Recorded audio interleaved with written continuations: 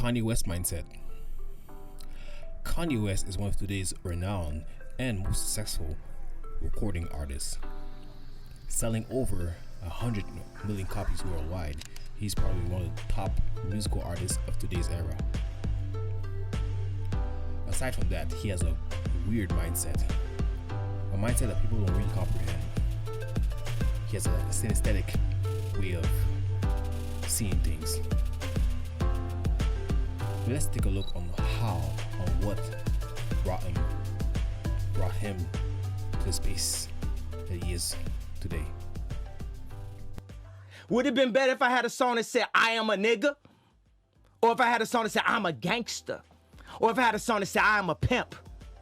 All those colors and patinas fit better on a person like me, right?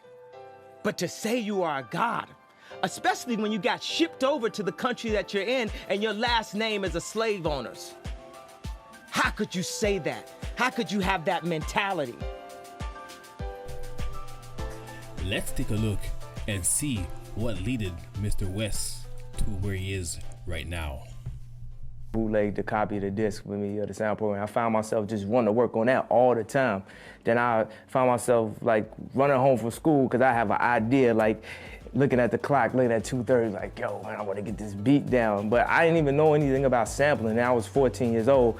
I went to Chuck Levin's out in Maryland, and they told me, people that do the type of music you do, they sample. I had no idea. I was just be trying to, I didn't know why my stuff didn't sound exactly like the stuff on the radio. But the sampler was like, $2,000. And for somebody that's 14 years old only getting the allowance, that was like $8 million.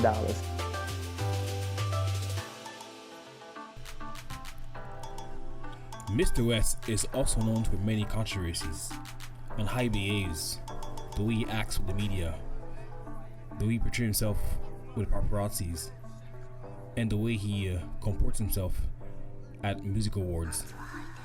Also, Mr. West really puts the question mark in our minds into telling himself that he's on this side, at the same time telling us he's on the other side. I sold my soul to the devil. I know it's a crappy deal. Lisa came with a few toys like a Happy Meal.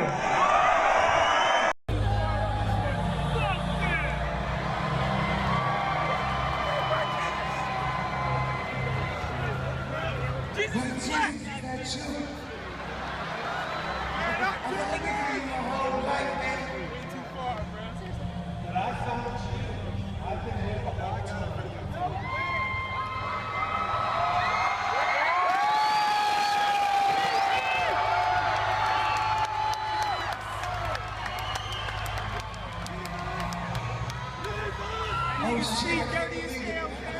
I said shit for Jesus. Oh shit. I didn't come here to make bad people feel good. I came here to make dead people alive. To show people the light. So that's all I need from you, to show people the light of the truth. Jesus is black!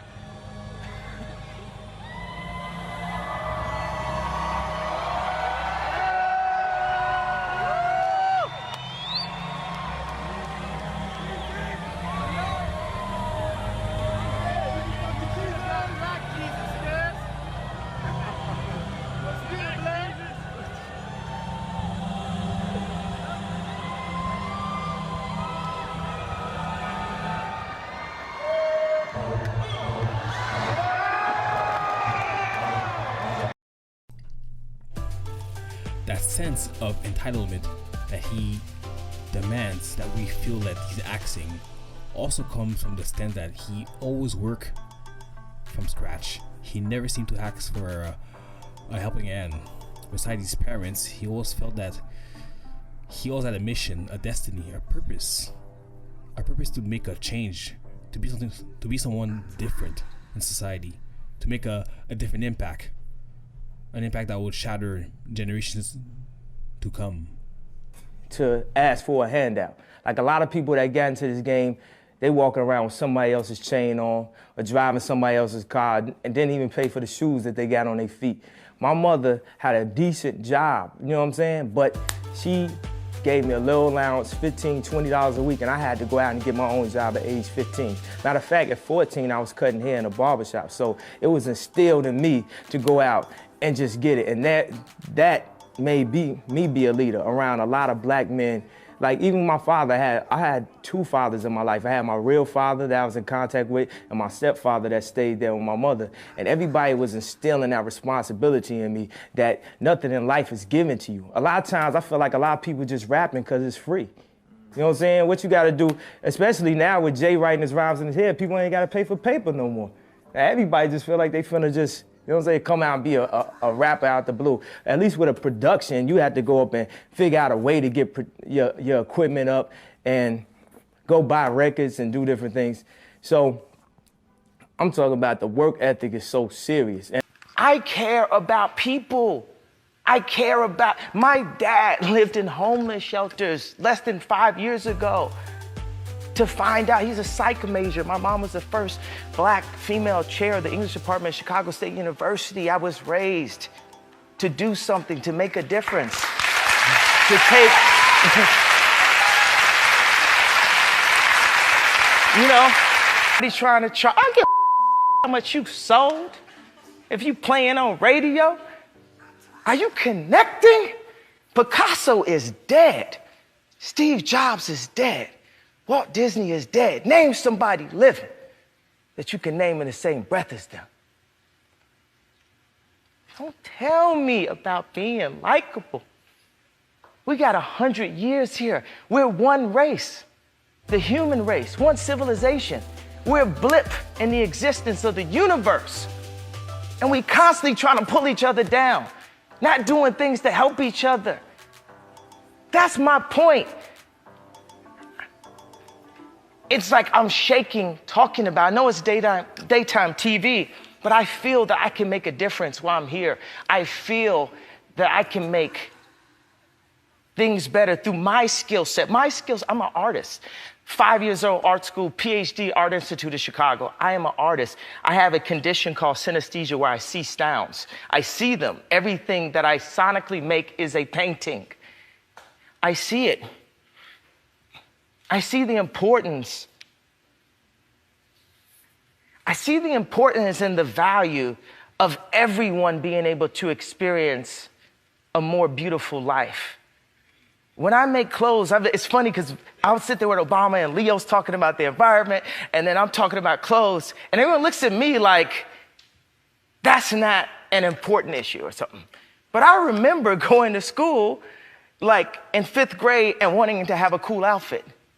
I called the head of Payless. I'm like, I want to work with you.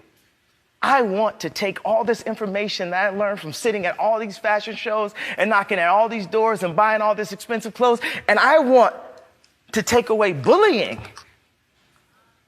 You know, I want to...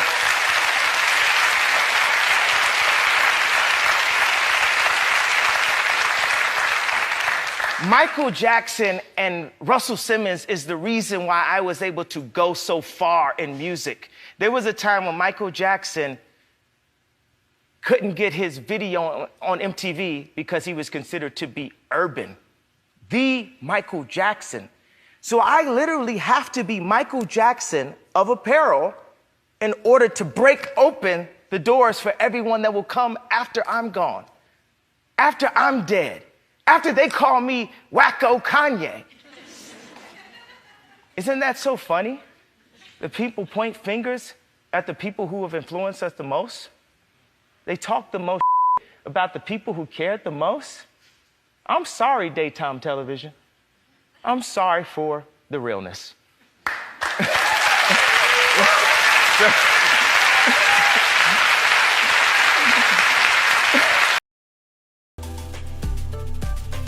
Whether you love him or hate him, it makes no difference to Mr. Kanye West. He is convinced, he has convinced himself that he's on a mission to fulfill his destiny, to be some type of savior for humanity, through his music. That's his mindset. To save people, to change people's lives.